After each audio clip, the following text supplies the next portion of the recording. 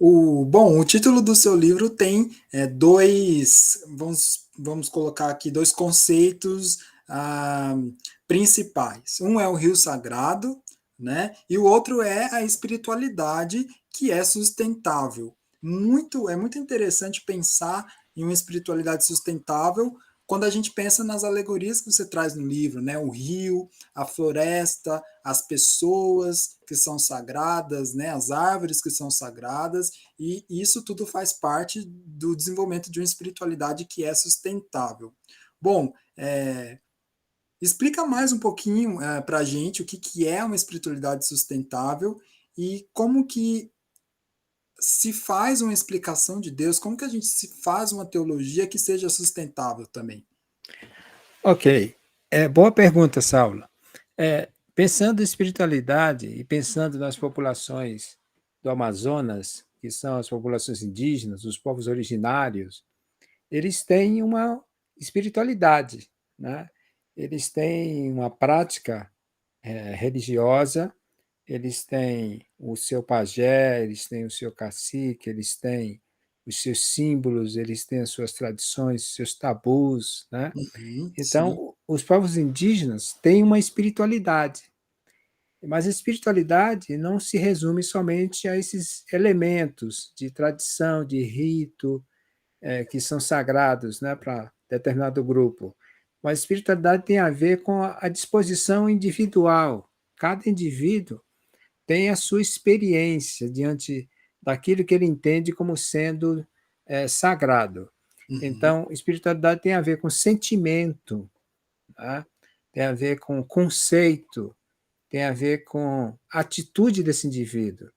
Espiritualidade tem a ver com ética, conduta, né? Moral, né? No caso, que o uhum, indivíduo tem. Então, espiritualidade é um termo guarda-chuva que, que diz respeito a tudo que esse indivíduo é capaz de produzir quanto ser humano. uhum, Então, qualquer que seja a atividade que esse indivíduo esteja fazendo, isso infere na sua espiritualidade. Essa espiritualidade tem, portanto, a ver com o seu corpo, né? Tem a ver com a sua fisiologia, tem a ver com seus pensamentos, tem a ver com seus sonhos, seus valores. Então, espiritualidade é uma postura frente a, a uma divindade, né? ok. É, Uhum, são as orações, é a cantoria, no caso, dando exemplo aqui, no caso da dança da chuva e tantos outros rituais que eles praticam, eles fazem porque eles têm uma espiritualidade. Espiritualidade é uma qualidade de quem tem essa noção de que tem um espírito. uhum, E como espírito, essa pessoa acredita que tem uma ligação com o sobrenatural e que uma divindade se comunica com ele ou com ela e que existe uma relação com o divino, né? Há pessoas que não têm essa consciência de espiritualidade, são pessoas agnósticas, são pessoas que se consideram ateias, mas mesmo essas pessoas, elas possuem uma, uma identidade simbólica que as remete a uma relação simbólica, que não precisa ser a divindade, mas pode uhum, ser outros valores, a ética, a solidariedade, a honestidade. Então, o ser humano, dentro de sua racionalização, ele cria, né, o modelo, vamos dizer assim, de relação com o simbólico, que esse simbólico seja que contenha Deus ou não contenha Deus, mas é um uhum. simbólico, é uma relação simbólica. Né? Ah, Sim, mas qual o modelo, qual o modelo mais sustentável, se a gente pode tá. perguntar isso? Esse termo sustentável é um termo que é de outro habitat, né? Semântico, vamos dizer assim. Ele vem do desenvolvimento sustentável, que é uma outra área do conhecimento, né? Então, o desenvolvimento sustentável é um termo que vem da biologia, inicialmente, depois veio para o contexto da economia, e depois veio para o contexto da discussão da preservação do meio ambiente, de toda essa preocupação que existe no mundo todo. E Uhum. esse termo desenvolvimento sustentável é um termo autônomo, tem seu lugar ao seu sol, né, vamos dizer Uhum. assim, e ele surge em 1970, 72, na Noruega, numa conferência importante, considerada a primeira sobre o meio ambiente.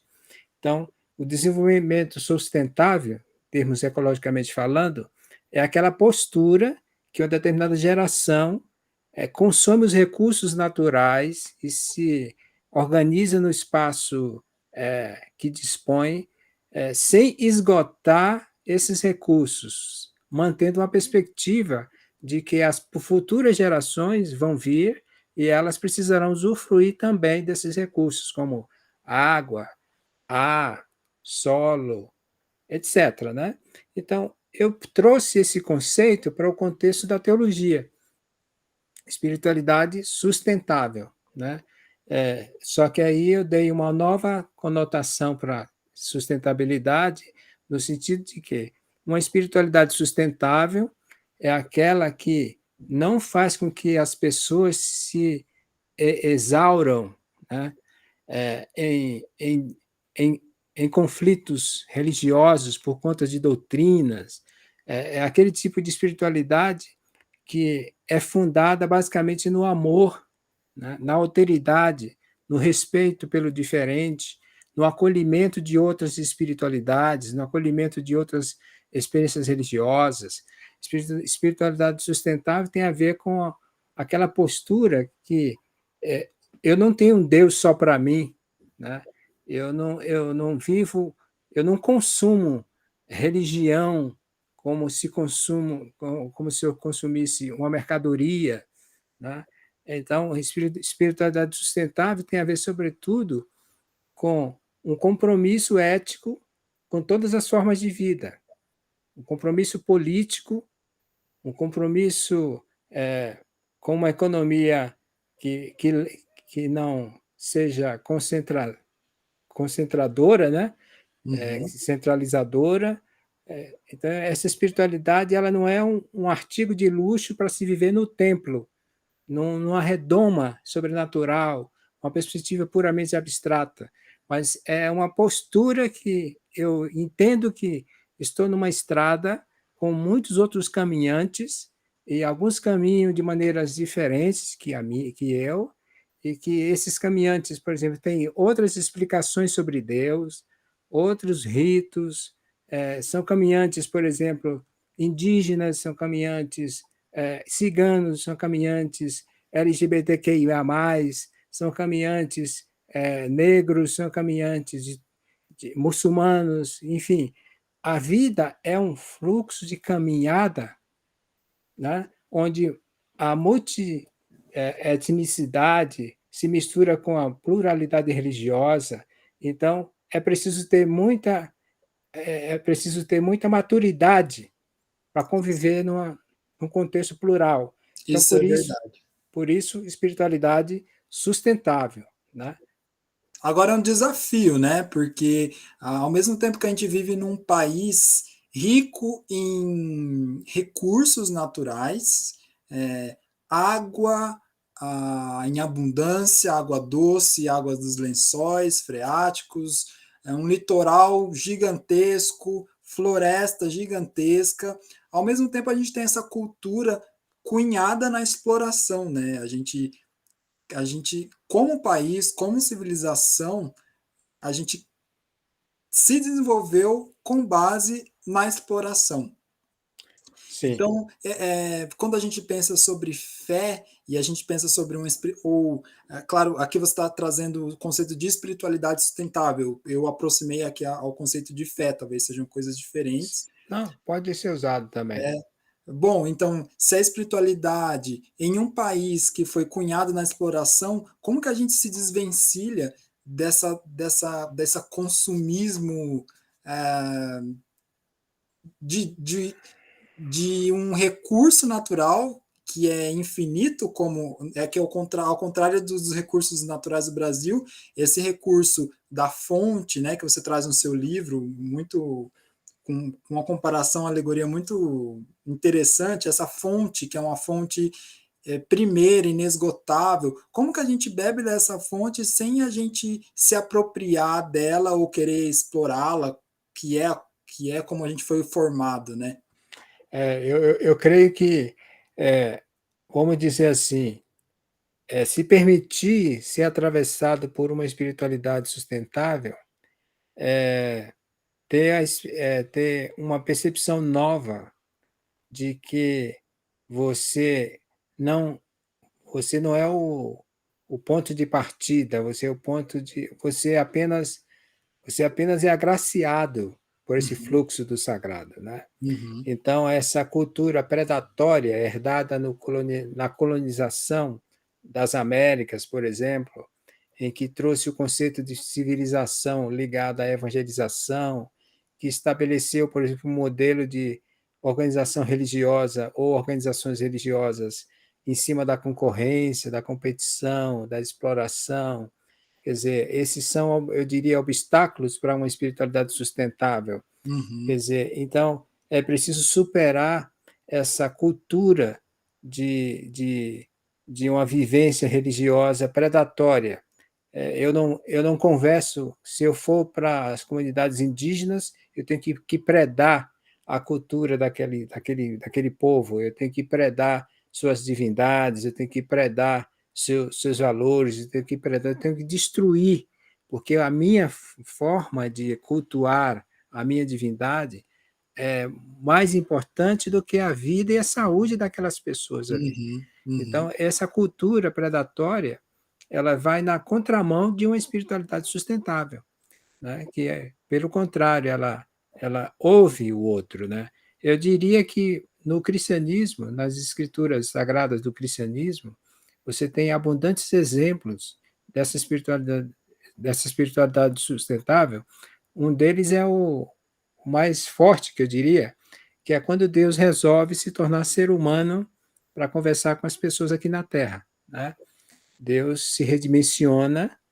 É uma teologia muito linda essa construção de que a divindade despenca das alturas, do sobrenatural, do abstrato, do contexto do mundo das ideias e se torna gente, conversa com as pessoas, andam com elas, elas vêm, ele come os quitutes que os seres humanos fazem, fala o idioma que os seres humanos falam, no seu contexto, enfim. Essa figura de encarnação da palavra no barro da terra da vida, esse é um ótimo exemplo do que você e eu precisamos fazer na terra.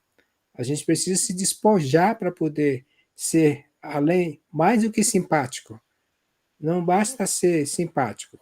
Se a gente superou a antipatia pelo outro, estamos na simpatia, mas não devemos nos contentar com a simpatia. É uhum, preciso avançar para a empatia.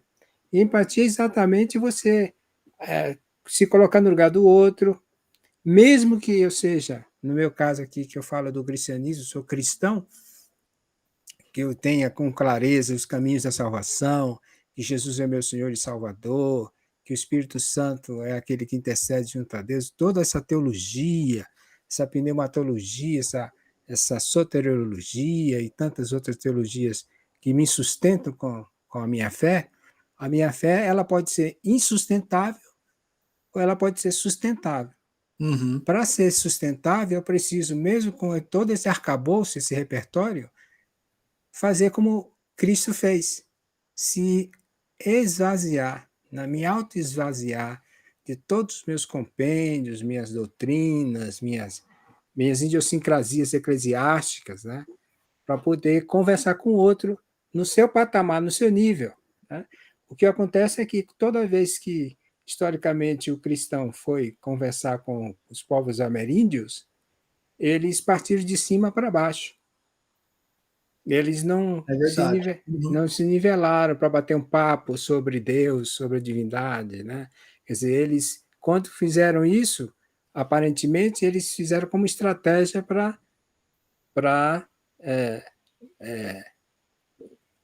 conquistar, né, esses povos.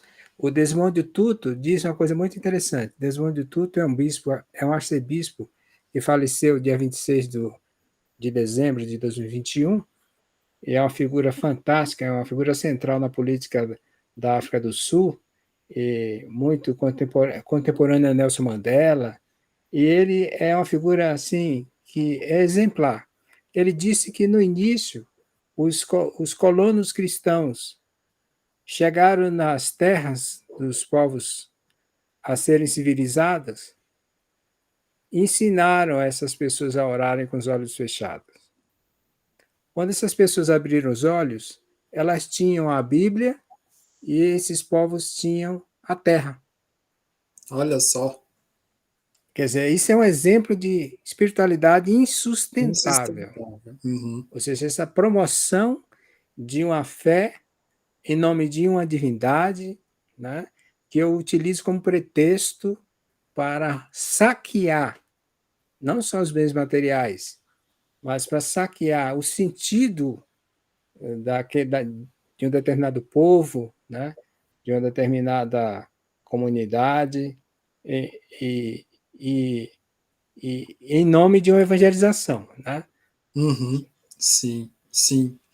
Muito interessante mesmo a gente poder ouvir um pouco da sua, de onde você partiu, né, para construir esses conceitos, tanto do rio, do sagrado, do sustentável. Muito obrigado, a gente só tem a agradecer e aproveitando para te desejar um Feliz Natal e um ano novo abençoado. Obrigado. Obrigado, Saulo. Desejo o mesmo para ti. E eu vou me despedir com uma expressão bastante cara dos africanos, que é Ubuntu.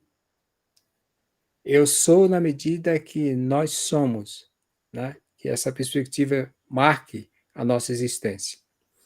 Obrigado, obrigado.